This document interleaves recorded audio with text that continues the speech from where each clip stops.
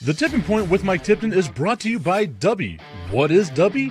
Dubby is a clean energy drink that is made to give you focus with no crash, jitters, or angst like those other energy drinks have. They also have no maltodextrin fillers and don't use artificial dyes. Dubby contains vitamins, amino acids, a nootropic, and 150 milligrams of caffeine. Dubby's products are made in the USA in an FDA-inspected facility that strictly adheres to GMP manufacturing guidelines. All of the flavors are unique and custom-made by Dubby, and you'll never taste our taste anywhere else. The best part about it is they're affordable. Dubby's drinks come out to about $1 per drink, much cheaper than Starbucks or any of those canned energy drinks. To learn more, visit w.gg.com/discount/MRTipton33 and place your order today. Use promo code MrTipton33 and save today. Dubby Energy, be better. What's going on, everybody? I want to tell you about my new friends over at Cleverman. Visit them online at becleverman.com. What they gave me was the energizing face and beard scrub along with the Cleverman face scrubber. And trust me when I say this, the energizing face and beard scrub smells amazing. Combining it with the face scrubber, making sure that your boy was looking as good and sexy as possible, opened up a whole different sensation in my face that I haven't ever felt before. I felt so clean, so fresh, and so clean, like Outcast said, and it helped me feel like I was ready for my day. Make sure you visit them online at becleverman.com and follow them on Instagram at clevermannyc. The link is up in my bio if you want to check out all the amazing products they have. Visit them online, becleverman.com.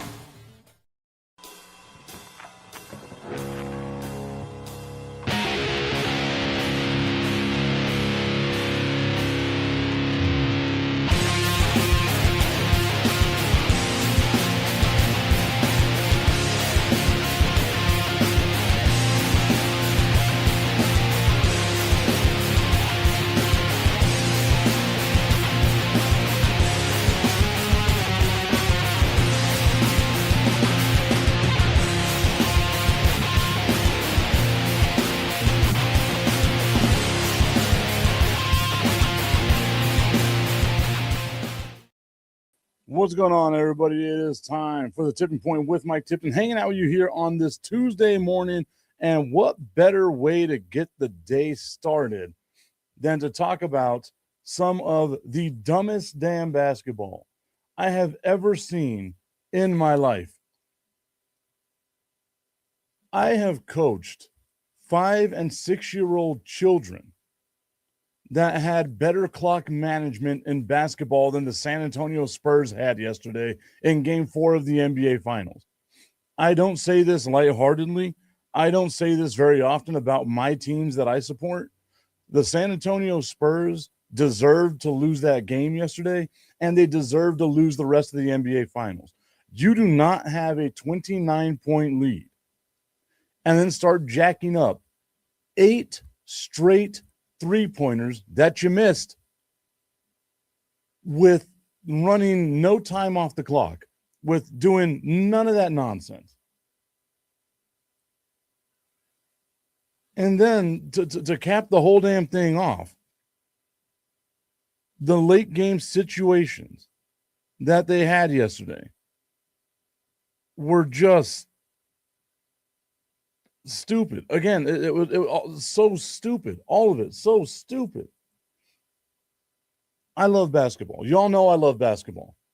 But the way that De'Aaron Fox melted down yesterday, I'm going to try to get that video. I could have swore I had sent it to myself, but now I got to see where the hell everything is. Oh, there it is.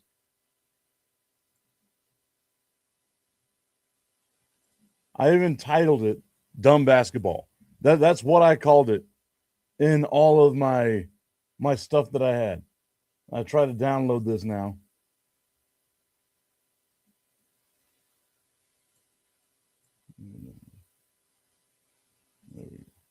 That one. I got another video that I'm going to be getting up in here shortly as well. Because it's just, it's ridiculous. Absolutely ridiculous. the way that the San Antonio Spurs played basketball yesterday. Again, I love basketball. Absolutely love basketball. And I cannot for the life of me understand what the hell. Get out in the corner. Brunson gets it back. Brunson on the drive. The floater's up. Shot won't go. Rebound deflected. You see the Spurs get the ball right there. The rebound is deflected. Boom, right there. Instead of going for the damn layup, right there, De'Aaron Fox, you have the lead. Look at the score right there. The score is 106-105 San Antonio. 12 seconds left. You have the lead. You want to try to get 2 points? Run some time off the clock. Make them foul you. Instead, what do? You bail them out. Boom, look at that right there. Bailed them out. You do the good thing right here. You do the smart thing right here. The San Antonio Spurs, you've melted down. You somehow still have the lead right here, even though you gave up 28 points in what has to be the biggest meltdown in NBA playoff history. It doesn't have to be, it is the biggest meltdown in NBA playoff history. You get the steal. Grab the ball. Boom, right there. Run to the opposite corner. Milk some time off the clock. You have the lead. You don't need this layup. You were out of position. It was an awkward-looking layup to begin with. You had no need to go up with that ball. Go into the corner with the ball and make them foul you. Worst case scenario, you miss both free throws. Hey, fuck, that sucks. You make one free throw, now you've got to go and play a little bit of defense. You make both free throws, now the pressure is on them. Instead, nope.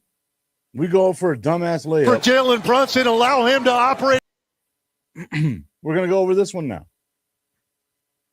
The reason why I am so damn upset with De'Aaron Fox is because De'Aaron Fox is the veteran on this team. De'Aaron Fox is the guy who's supposed to be there in these late game situations to calm this team down and get them right, get their mind right. I get it. He's a young guy too in the spectrum of time, I guess. But it was just, again, some of the dumbest basketball. So here we go. Right here. Jalen Brunson gets the ball right there at the top of the half court, right there by half court. Victor Wembanyama is on him.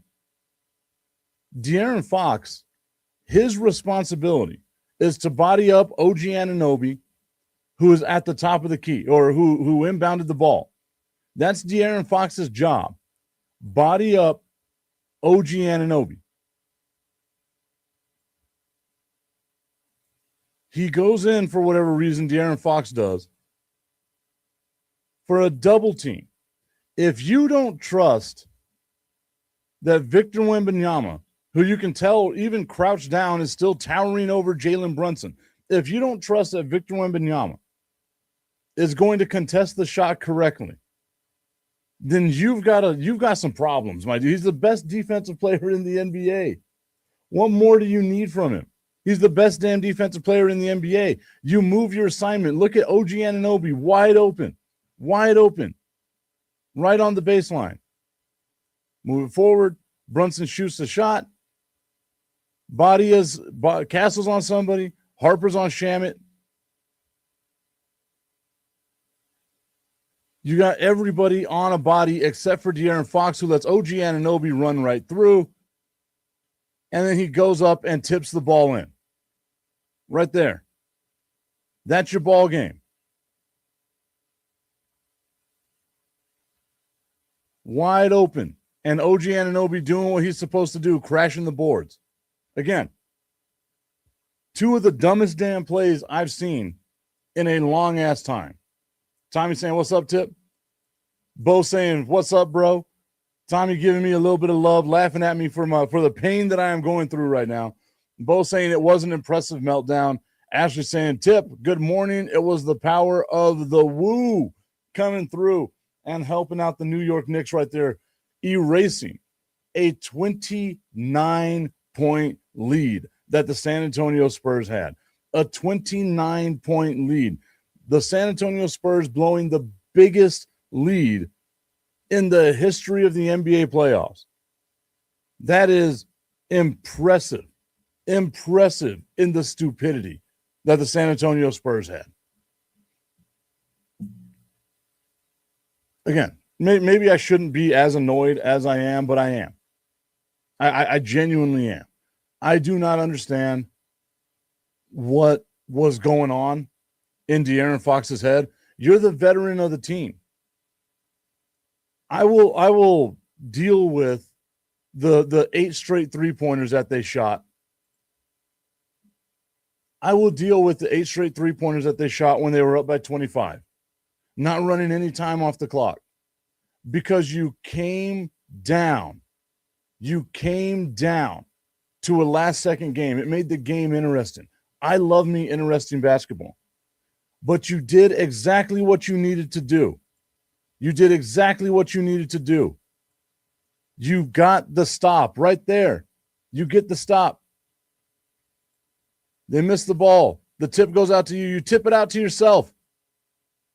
Run to the corner. Augustine, you've played basketball. What do you do in that situation? You run to the corner. Augustine says, it's incredible there. San Antonio was outdone by a tip. That is funny. That is kind of funny. Whenever you say it that way, that is kind of funny.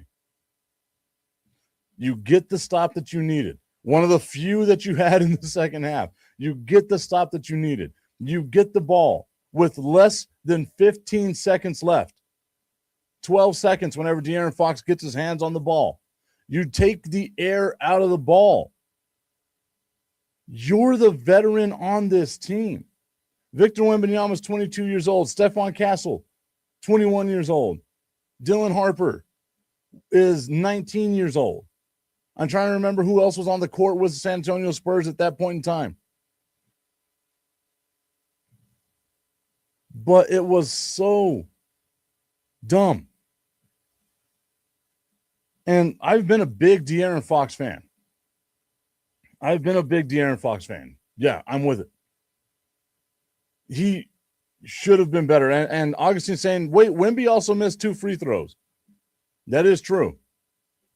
But which one is more egregious, Augustine? You still had time to deal with the missed free throws. You had the lead. 106-105 San Antonio when De'Aaron Fox gets his hands on that ball. Wemby steps up, alters the shot, does what he's supposed to do. The Cricket Commish saying, morning, Money Mike. Good morning, Cricket Commish. Hope that you're having yourself a great day today, my friend. You know me. I'm not having a good time right now. I am not. My San Antonio Spurs put me through it yesterday. Again, some of the dumbest damn basketball I have ever watched in my life. And I love basketball. I watch so much basketball. Again, coached 5- and 6-year-olds and seen them have better clock management than what the San Antonio Spurs were supposed to do yesterday. Ashley says, I think that's the biggest difference I noticed from watching without Pop. The structure went out the window. His team was almost boring to watch, but effective. I think that was one of the things, too. I probably should have gone back and looked at that. There was, I want to say it was about 45 seconds or so left in the game, maybe 50 around there whenever San Antonio got the ball. And the Knicks had just made a layup. I think they had just gotten the lead. And in that situation, you automatically call the timeout. You go on your merry little way. The camera pans over to Mitch Johnson, and I will have to go back and find this, and I'll put it out there on social again. But the camera pans over to Mitch Johnson, and he looked scared. He looked befuddled. He looked all kinds of incompetent at that moment. And again, I am a Mitch Johnson guy. I think Mitch Johnson is going to be a really good coach. But you saw the youth, not just in the team, but in the coach as well. We all forget Mitch Johnson is 39 years old. This is his first rodeo too, right? This is the first time he's been to a stage this big.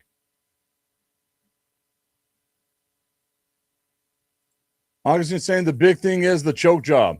That was the end of it.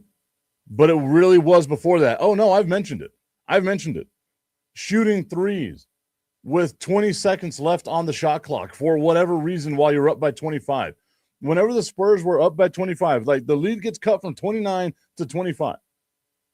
At that point in time, the Spurs shot 8 straight three-pointers with anywhere between 17 and 20 seconds left on the shot clock.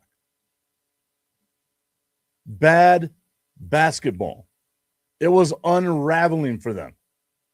A veteran team. I said this yesterday, and Destiny was like, oh, that got dark. A veteran team puts a bullet between your eyes in that scenario. They're not shooting threes. They're getting to the paint. They're putting you in foul trouble in the third quarter. They're putting their foot on your throat and making sure that you've got nothing going on for you. That's what a veteran team does. And Augustine, you are right. I do have to give the Knicks credit. I 1,000% give the Knicks credit. But, again, caveat here, but you don't win a game like that. You don't come back from a game like that without the team that's in the lead helping you out. And the Spurs did everything they could. They served that game up on a silver platter to the New York Knicks. Brunson was struggling in the first half. Karl Anthony Towns was absent basically the entire first half as well. Got 5 points in the fourth quarter. All 5 of those points, the only 5 points he scored in the fourth quarter of the NBA Finals. OG Anunoby doing a great job as well. Taking nothing away from the Knicks. Absolutely nothing away from the Knicks. They look like a team of destiny. They really do. But in order to complete a comeback like that, the team that's ahead has to play some of the dumbest fucking basketball you could ever have imagined seeing in your lifetime. Again, lifelong Spurs fan here. I have never seen the San Antonio Spurs look as incompetent as they did yesterday. And I've seen some lean years with the Spurs. I saw the tanking for Timmy, right? I've witnessed the last 7 years without Kawhi Leonard, no Tim Duncan, missing the playoffs, doing all this. I know, I understand that they have overachieved to be in the position that they are in right now. And I think next year is going to be one of those, we need to establish ourselves. We need to get this monkey off our back type of years. So I'm looking forward to next year already. I don't think the series is done. I think San Antonio can win in San Antonio. They have to. But I feel like the series is done in 6. The commissioner saying, yeah, you looked at the Atlanta Falcons last night. One of the most epic choke jobs of all time. The commissioner saying, but yeah, they're still crawling, not ready to walk yet. That's the issue with the San Antonio Spurs. Again, they have vastly overachieved. The New York Knicks took their lumps last year. We are watching in real time the San Antonio Spurs take their lumps this year. This is what tests your mettle. Losing like this is what tests your mettle going forward for the San Antonio Spurs. Augustine saying, I told you 6 games. You did. You did. It's also not that far of a stretch to say 6 games.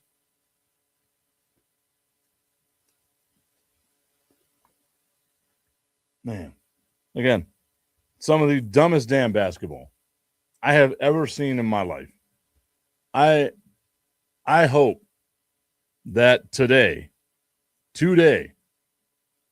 when they arrive at the practice facility in San Antonio, they go back and they watch that game and they see how dumb they played. Because that's the only way that they're going to have that. Like just any type of, like, you've got to go back and watch. I know a lot of the times you just say throw away the tape. Nah, dude, you got to watch this one. And if that doesn't spark a fire under your ass, you don't need to be playing basketball.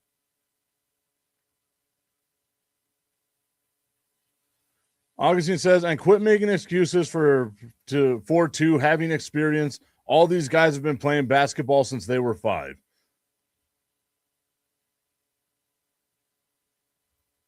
Again, maybe that's what today is. Maybe today is we're just going to say dumb shit left and right.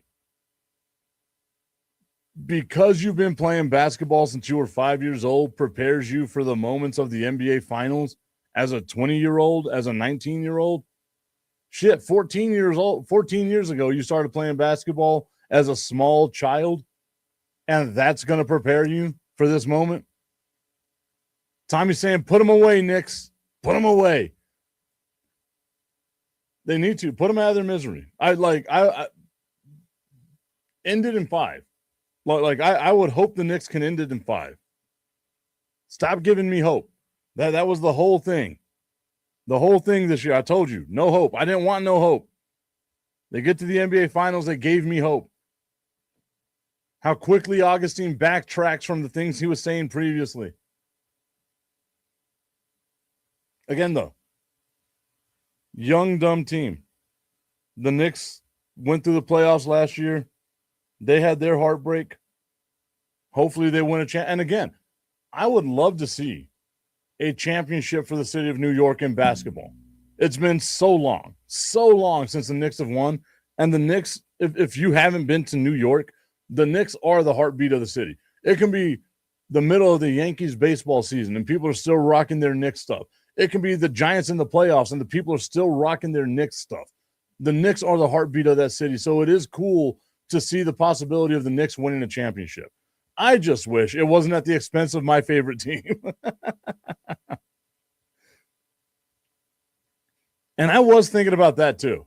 I was thinking about that, Commish. As the Commish says, at this point, the Knicks better win. They will probably destroy that city worse than if they lose this series. A part of me was like, doesn't one amazing comeback deserve another? Isn't turnabout fair play?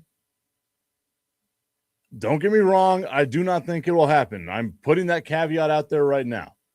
But how great would it be for the Spurs to pull off the next 3? How great would that be for the Spurs to pull off the next 3 wins? You get a 29-point comeback in one game, and then you get a team coming back from a 3-1 deficit in the NBA Finals to win. That would be awesome. I don't think it's going to happen, but that would be awesome. Also, I didn't know, obviously I'm not a Swiftie, so I don't know these things. I did not know that Taylor Swift was a New York Knicks fan. But I did see a lot of people out there saying, I don't know what it is, people on their damn conspiracy theories. I'm going to wait for my dog to stop barking. Augustine saying, Tip, that's not going to happen. I believe I said that. I think I said it like 3 times that it's not going to happen. I just said, how great would it be if it did happen? Again, turnabout's fair play. I would love it. One comeback deserves another. One comeback deserves another. But Augustine is right. Nobody knew that Taylor Swift was apparently a New York Knicks fan. I had no clue whatsoever. But I did see out there after the Spurs won game 3, all the conspiracy theorists out there saying, oh, the NBA is rigged. They want the San Antonio Spurs to win, which is weird. They want the Spurs to win. And it was the same people that were saying that the NBA is rigged because they wanted the Kansas City Chiefs to win simply because of Taylor Swift being a part of the Kansas City Chiefs fan base.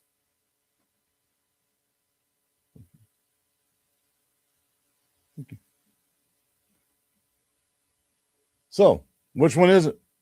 Which conspiracy theory? Like, I just think about that meme of the dude that's sweating that's got to push like the 2 buttons, right? Like which button do I push here? Is it the NFL is rigged because of Taylor Swift? Or is it that the NBA is rigged against Taylor Swift? Which one of these is it? Which one of these is it? You nerdy ass dipshit conspiracy theorists. Which one is it? I am not in a good mood. I probably should not have said that, but you know what? Fuck them. Augustine says hope is a dangerous thing. And that's all sports is, man. Trafficking in hope. Again, will it hurt when the Spurs lose the NBA Finals? Yes, it will. It'll suck. I don't like watching the team lose in the NBA Finals. I've said it 1,000 times. I'd much rather be 0-82 than lose in the NBA Finals. I stand by that. I will take that to the grave with me. That is the hill I will die on. I would rather win no games than lose in the NBA Finals. On the flip side of that, dude, I am so happy with the ride that this team gave me. It's been fun. It's been great to see them get better. Now the question is, there's going to be pressure on them next year. How do you bounce back from that pressure? Because we see it time and time and time again. Hell, we saw it this year in the NBA playoffs with Detroit, with Cleveland, with Denver. These teams had expectations. We've seen it with Boston. We've seen it with Milwaukee. These teams have expectations to maybe get back, maybe be a little better, do something. And instead, this is going to be the 8th straight year of a different champion in the NBA Finals. The longest streak in basketball history of not having a back-to-back champion. I think it's awesome. Just personally, I think it's awesome. But we haven't seen those dynasties yet. Who's to tell? Maybe the Knicks. What's the pressure going to be like now on the Knicks? Everybody's looking at you. You're the guys with the target on your back. It's easier to be the hunter than the hunted. How's it going to be whenever you bounce back with that? How's San Antonio going to be able to bounce back with that? We've seen windows shut on teams, right? We saw it happen with the Washington Commanders. We saw it happen with the Detroit Lions. These windows open very briefly, and if you can't capitalize on it, they will shut on your face in a heartbeat. The NFL, I get a different beast than the NBA, but damn.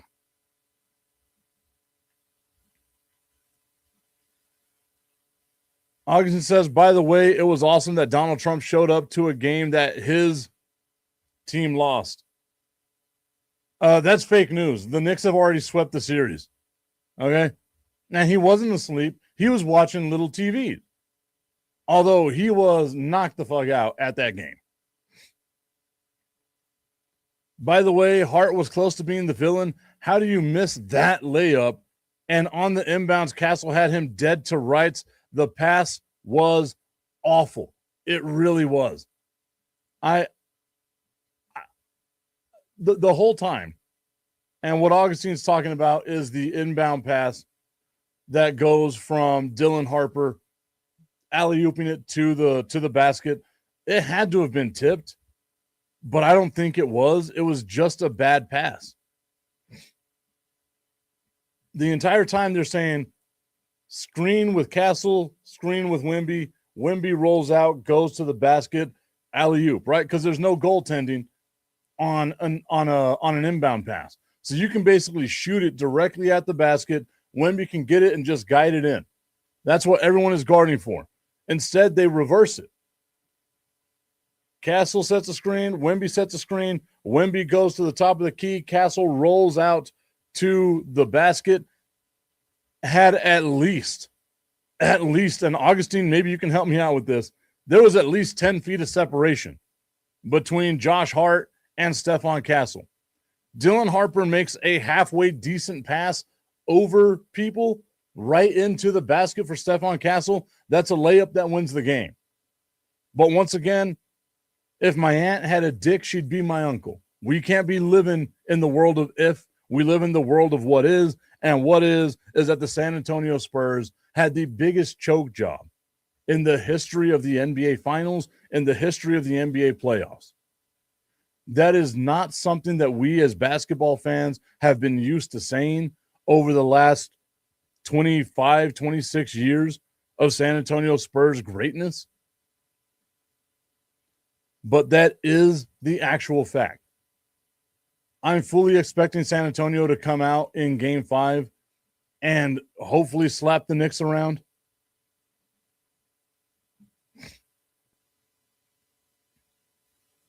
Augustine says, what is bad pass in a key part of the game? No, I mean, and that was the thing, man. We can talk about the shot selection.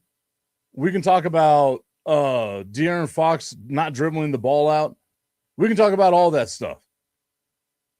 That's just the tip of their problems. I just want to put the tip in. It's time for Just a Tip. That would make me uncomfortable. Promise that it ain't too much, but just enough.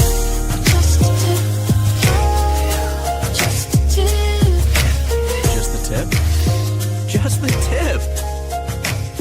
It's time for Just the Tip.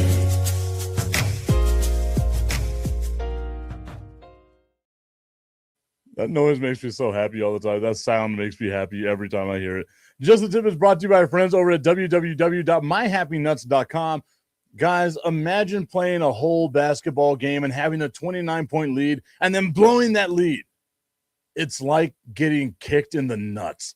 And the only way that you can feel better is by having www.myhappynuts comfort cream on your boys and feeling the best you possibly can. Don't have sad nuts like the San Antonio Spurs right now. You can't spell sad nuts, or you can't spell, I don't know, I was going to say something. We got it.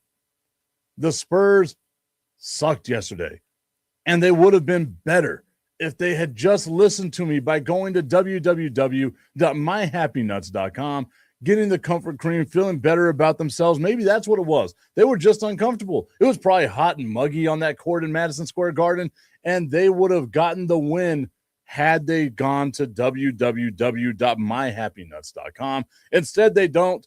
They shit their pants, and now they've got to go home smelling bad.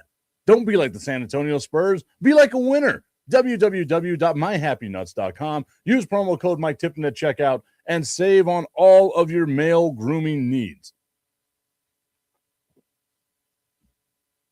I genuinely hate that I love sports. Why can't my teams be good?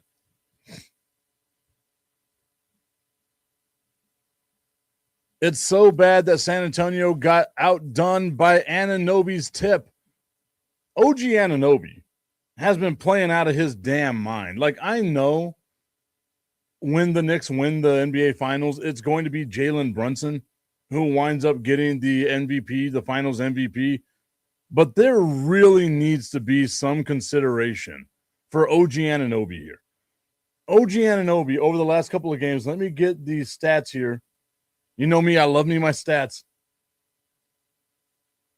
OG Anunoby, in yesterday's game,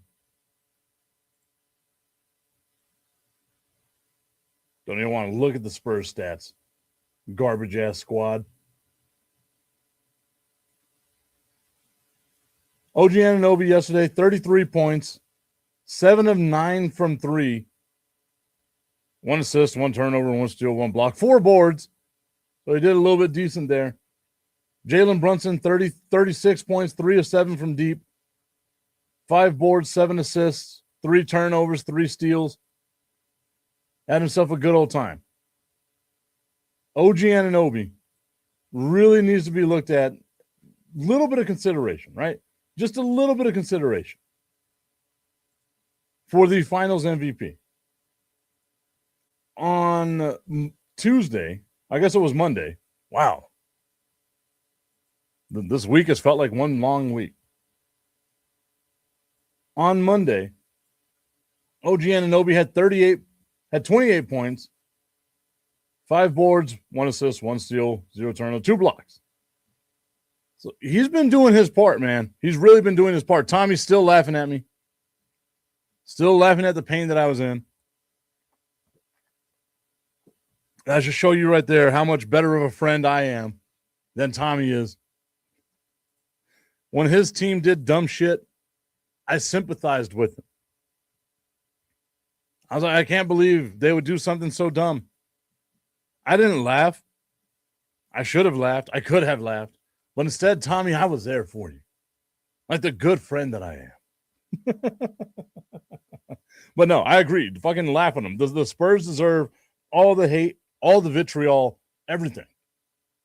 Like I said at the beginning of the show, they deserve to lose the game yesterday. They deserve to lose the rest of the NBA Finals.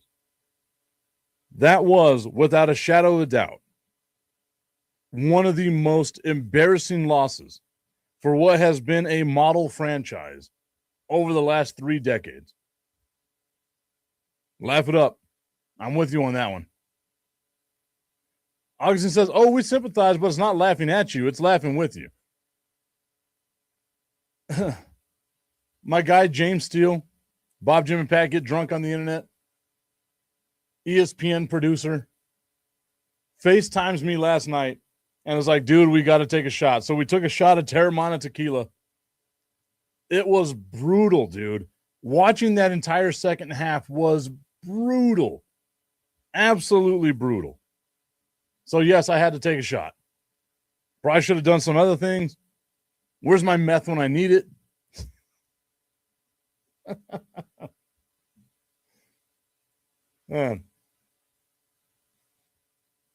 San Antonio Spurs or Atlanta Falcons? It's got to be the Falcons. I'm not saying it to like detract from the Spurs, but it's got to be the Falcons because it's a one-game thing, right? Like the Spurs can win tomorrow, or not tomorrow. They can win on Saturday. Maybe they win game 6, force to game 7. The choke job is kind of in the rear view. If this was like a game 7 choke job, by all means, right? Like this would be the greatest choke job in all of sports history. But it's game 4. It's not the clinching game, whereas it's 28 points in the third quarter in the Super Bowl. More eyes are on the Super Bowl. It's got to be at the Atlanta Falcons, but I'm willing to hear an argument as to why it would be the San Antonio Spurs. I just think because it's a one-game sample, right? It's a one-game sample. Like I said, Augustine's asking what would the equivalent to the Falcons be? If it was in the game, I guess it's got to be game 7, right? Because there's other games yet to be played. We don't know how they play out. If it's game 7 and you're the Spurs and you're at home and you're up by 29 and you wind up losing, this exact same game plays out the way that it plays out, you wind up losing a championship like that. Yeah. Then I would say that's better. That's a bigger choke job than what the Falcons had. But game 4 in a game that doesn't clinch, it doesn't hit as right. Like it is embarrassing. Don't get me wrong, but it doesn't hit as hard because it was like that was finality, right? Like the Patriots come back, they win that game in overtime, the first Super Bowl to go to overtime. The Patriots come back, they win that game. Great catch by Julian Edelman. That was finality. There wasn't another game to be played after that. There's another game on Saturday. Spurs win that one, then there's another game next week. Spurs win that one, then we get a game 7, right? Like there's a lot of ifs right here. Augustin's saying, so what are the greatest choke jobs?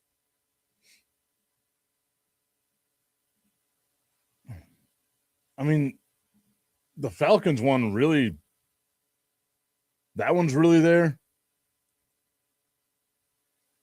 The 18-0 New England Patriots, that's got to be there, right? Like having that undefeated season has got to be there.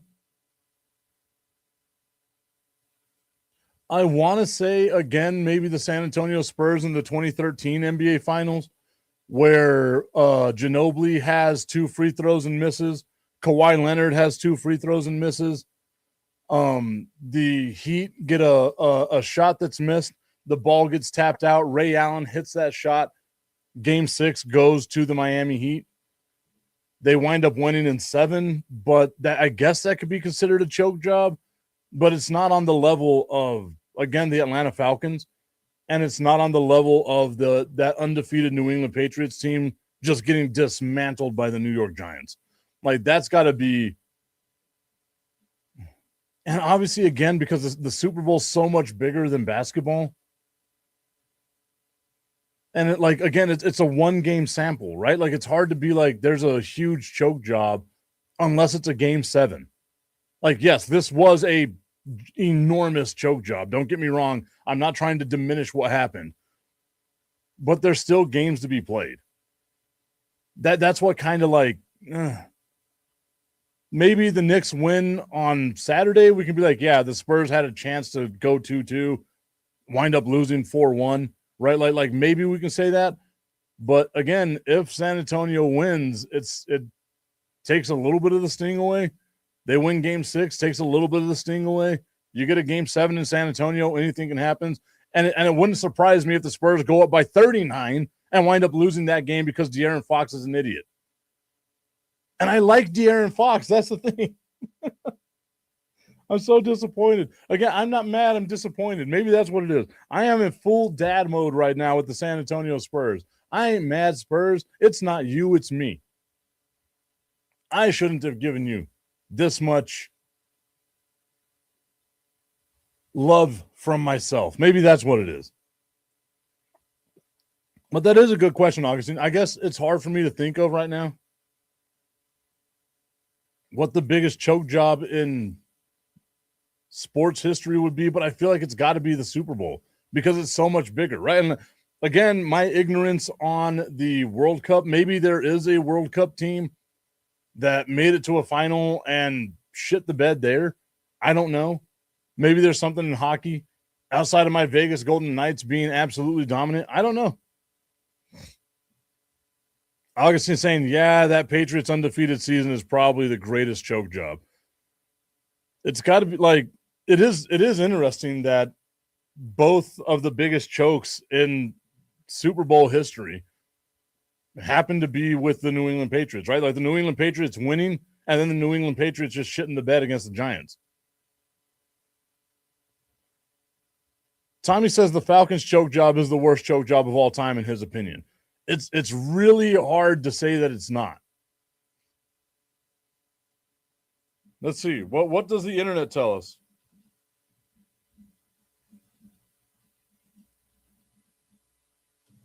I bet you the internet's going to give me something from like the 1812 World Series or some shit like that. Oh, that's a good one too. That is a really good one. Tommy, you're going to love this. The 2004 New York Yankees in the ALCS against the Boston Red Sox, blowing a 3-0 series lead. David Robinson. Why do I not have that name right? Why does that name not sound right to me? Dave Robertson. There we go. I was saying David Robinson. I was like, well, that's not David Robinson. I can't see David Robinson 7'1" ass stealing bases in the ALCS. That's a really good one. But again, that's not a championship. I guess it's like the American League pennant. So that's a really good one. The Falcons are at the top of this list.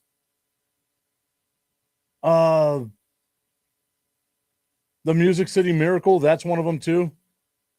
Again, a wild card game, though. That's not a championship.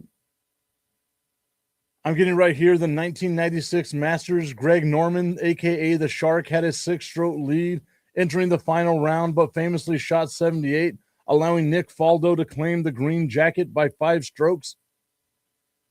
Man, get your stroke game right, Greg Norman.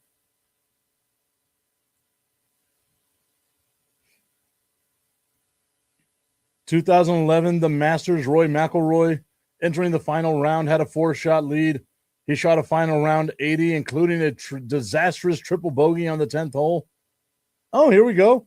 The 1950 World Cup, heavily favored Brazil, only needed to draw in the final match against Uruguay in front of 170,000 home fans, but lost 2-1 and is still in what is still a devastating national trauma.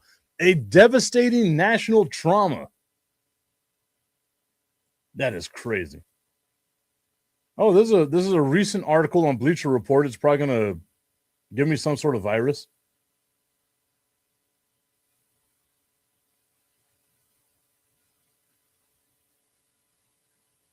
Okay, I don't know. Okay, so the first thing on this list is the 2021 AFC Championship game between the Chiefs and the Bengals.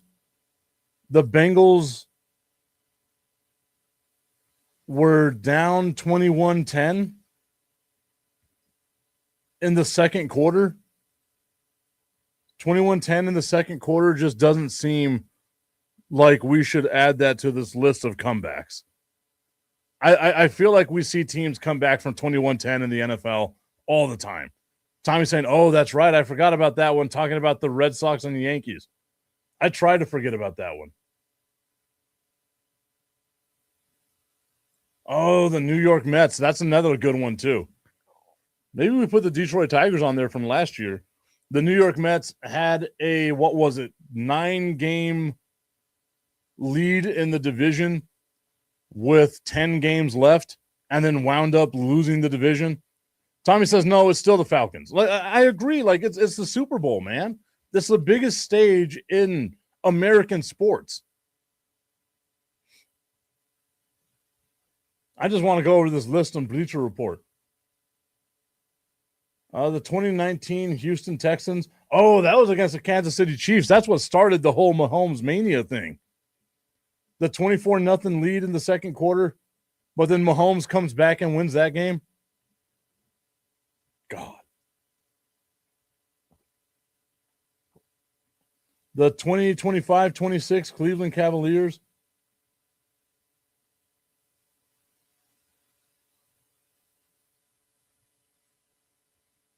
Oh, because the Cavs had a 20-point lead in that game. So I guess we're going to have to add the Spurs on here. Yannick Sinner in the 2026 French Open. Okay, a lot of this is dumb. The Colts, a couple of years ago, they had a 33-0 lead against the Minnesota Vikings and then wound up losing that game. The Duke Blue Devils. Oh, the 2017-2018 Houston Rockets is also there. If you don't remember that, they had a lead in the series. I want to say it was like a 3-2 series lead. It winds up going into a game 7. They dominated game 6 or something like it was just wild. But it was that game where they went 0 for 37 from 3. The Houston Rockets did, to wind up losing to the Golden State Warriors after having like a 3-1 series lead on them. It was something crazy like that. But went 0 for 37 from 3. Again, that's really hard to do, to go 0 for 37 from 3-point land.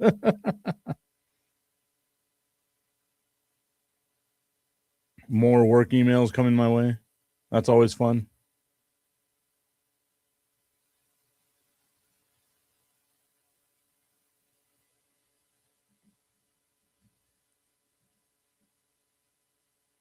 We got to add this. Like, obviously, this came out in May of 2026. This list did. The 2011 Red Sox. What happened here? The Red Sox and Yankees went back and forth in the AL East race through 2011 season. The Red Sox held a narrow 1.5 game edge entering September, but the Yankees had an 8-game cushion in the wild card spot, so the Red Sox looked like a virtual lock to be a part of the playoff picture in some capacity. The collapse, a disastrous 4-13 skid, including a 1-6 record head-to-head with Tampa Bay, left the Boston Red Sox tied with the Rays in the wild card standings entering the final day of the regular season. The Red Sox blew a save against a 93-loss Baltimore Orioles team, while the Rays got a 12th inning walk-off home run from Evan Longoria, leaving the Sox to contemplate their collapse over a long, cold winter. Again, that's not a championship, though. Just getting into the postseason.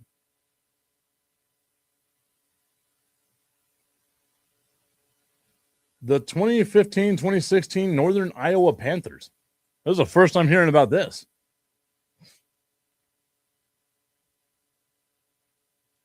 The 2009-2010 Northern Iowa team is one of college basketball's most memorable recent Cinderella stories, as it took down number 1 seed Kansas to advance to the Sweet 16. 6 years later, the Panthers were causing brackets chaos once again when they upset number 6 seed Texas in the first round and had number 3 seed Texas A&M on the ropes 69-57 with 44 seconds remaining. Oh my God. The Aggies went on a stunning 14-2 run over the final 44 seconds, aided by 4 Panthers turnovers. The comeback was capped off by a steal and layup from Admon Gilder to tie things up at 71-71 with 1.9 seconds remaining. It took 2 overtimes, but Texas A&M eventually came away with a 92-88 victory, denying Northern Iowa what would have been its second ever trip to the Sweet 16 in crushing fashion.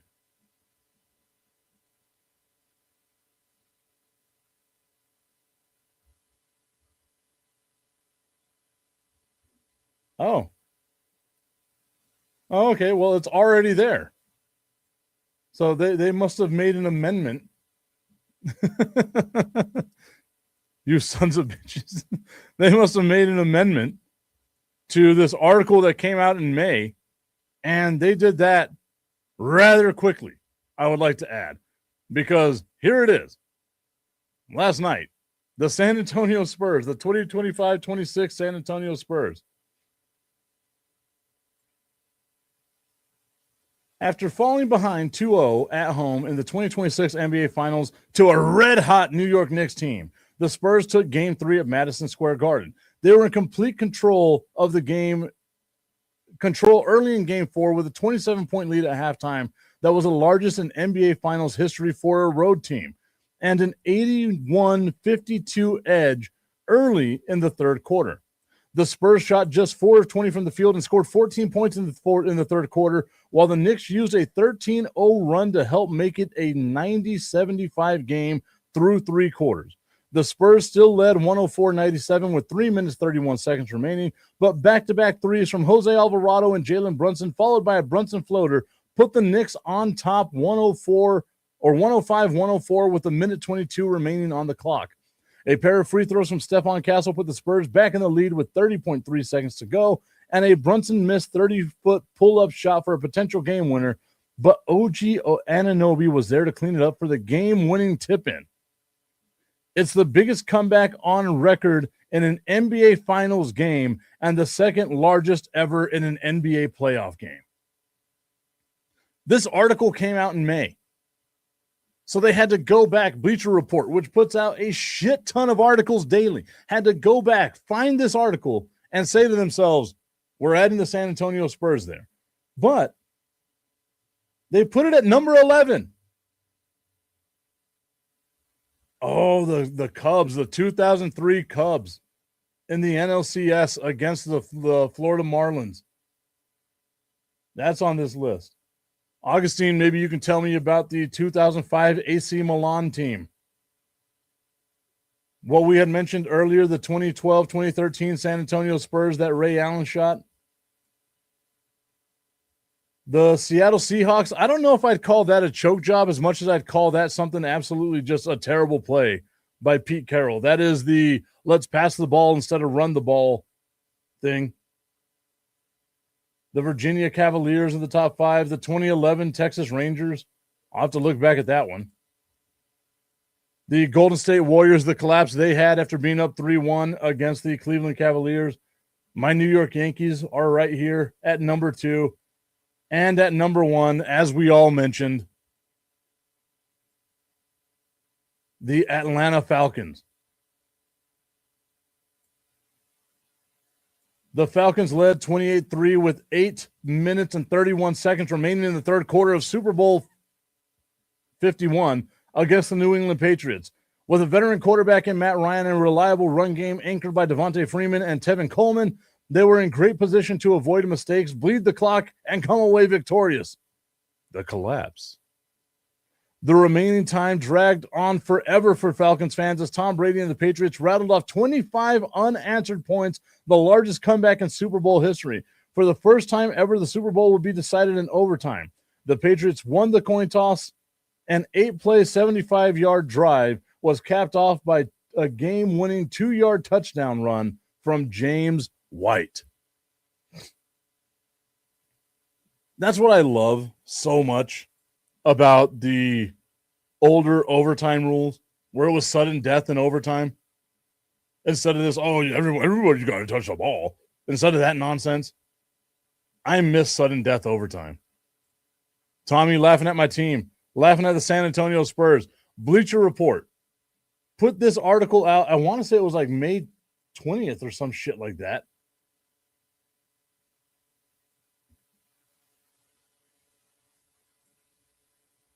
Yeah, it says that they edited it yesterday. But I could have swore the thing told me. Yeah, May 28th, 2026 is whenever they put it out. Then they make the amendment last night or this morning to add the San Antonio Spurs there. Now I'm wondering what they took off. Like who was in 25 because they moved the Spurs to 11. So, 11 to 25 had to be bumped. Who was at number 25 now? I'll never know. Heartbreaking. Almost as heartbreaking as being a San Antonio Spurs fan yesterday, watching that debacle of a game happen. But it happened. And you know what? I'm a better person for it. The heartbreak, without heartbreak, we don't know happiness. Thank you, San Antonio Spurs.